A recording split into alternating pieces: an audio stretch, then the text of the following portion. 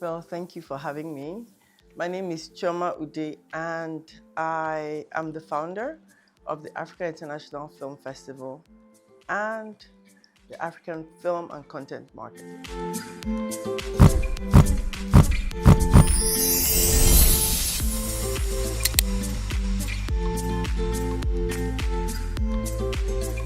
Talking about the impact I have created in the film space with women.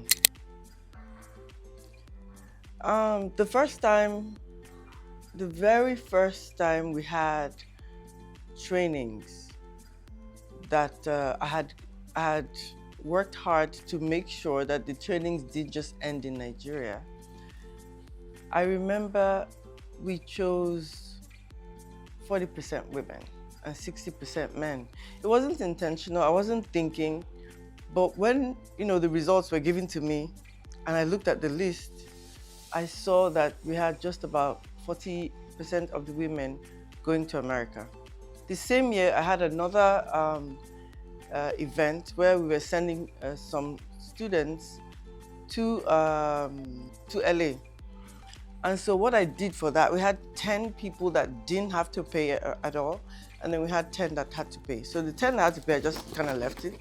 But intentionally for the 10 that didn't have to pay, we made sure we upped the number of women, made sure it was like 60-70% versus 30% men. And so we became, very intentional about doing what we do. The unique thing about Nigeria, though, and having women in film, is that you do have a lot of women in film in Nigeria. So making sure that you have women in film is not the problem. It's making sure that they're really impacted and that they go from one level to the next, because you could see them stay in the same level for so long.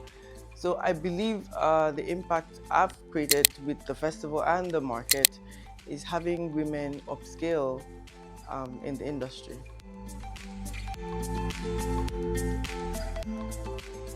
Generally, I like to talk with examples.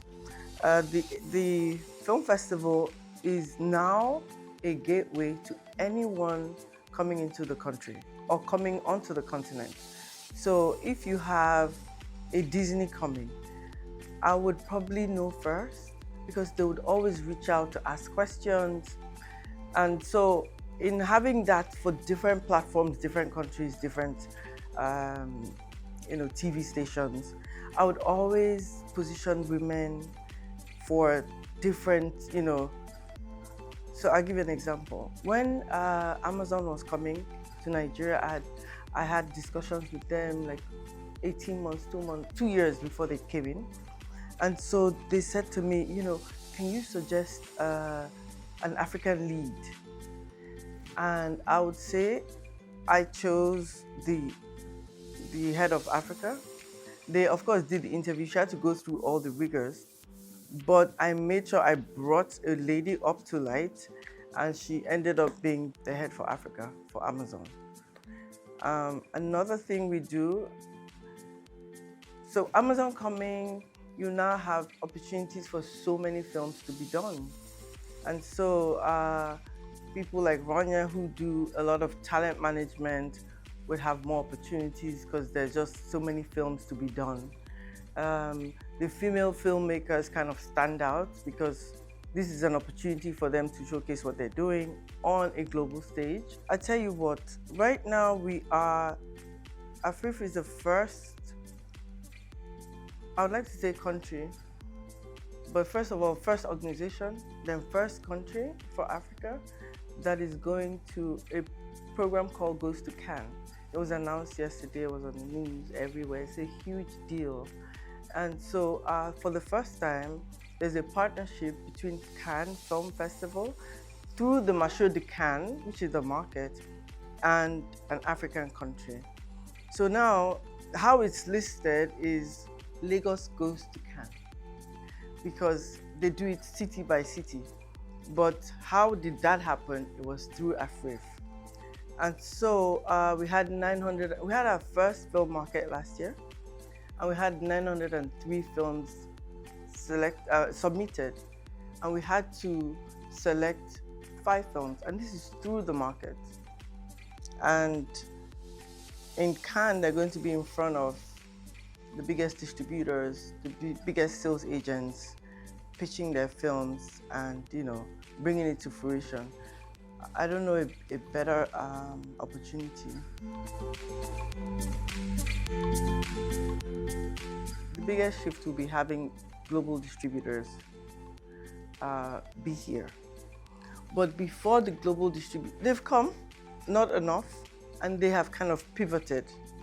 But in the pivoting, I don't know why we blame ourselves and hit ourselves so much. It's a global downsizing going on. So the last market they would enter is the first market they will pull out from, right? Because they haven't really tested it so much, they haven't really made profits, we're still at the early stage. And so everybody's just going back to the table to withdraw their strategies and stuff. So before then, I think we would have learned from our mistakes or seen where we're lacking. And for me, it's all about training and infrastructure. So there's a lot of training going on, but then how good are they? How impactful are they? So you have impactful training, which would bring about a strong focus on script writing. The best script writers are female in our industry.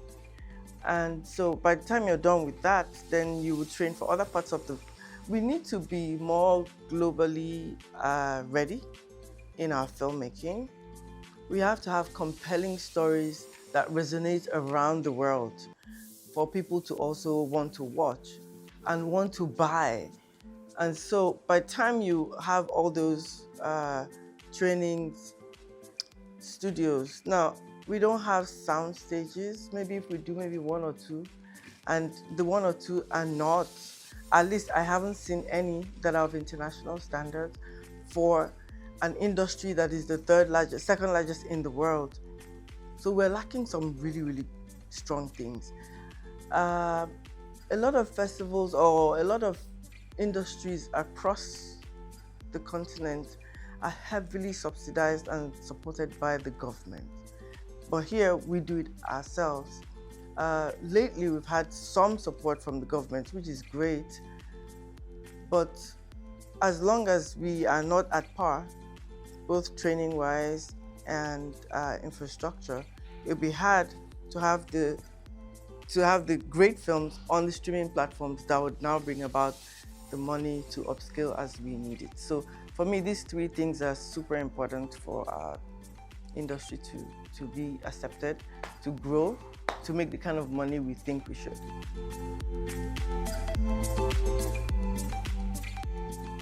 It boils down again back to training. So we've been extremely intentional about training in the festival from day one, when very few people were doing it, or they were doing it in a certain kind of way.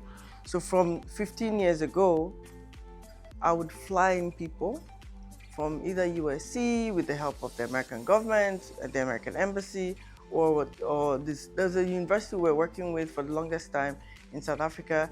Now we're working with UCA in England. We have so many people we work with now, but we started, I would like to say, and if anybody else started it, that's great, bringing in the international people to come in and train so that we would be up to standard.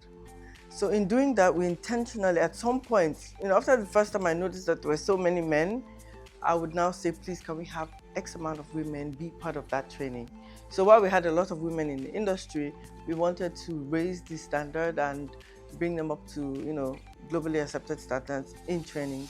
So we intentionally, sought women to be part of those kind of trainings. So beyond the trainings, again, there's a time, say, if I'm going to Durban Film Festival and I needed to choose 30 people, I'd make sure women were a good number. I went to Russia last year and they asked me to bring 3 films so that we could have like an African day. They needed to see 2 of the films were of women, 1 men. And so this year again, we're doing that with Colombia, huge. They want 5 to 10 films. I'm gonna, make sure it's that way again. You just intentionally support women so that they have a better playing field, because men are, if they come on the scene, if they decide to come onto the scene, they will take charge and grow. And they're coming. Nigerian men would like to go to oil, banking, so they kind of left it for us. But now seeing, what's going on in the film industry, at least before now, I saw a gradual rush. When we give, we truly gain. Happy International Women's Month.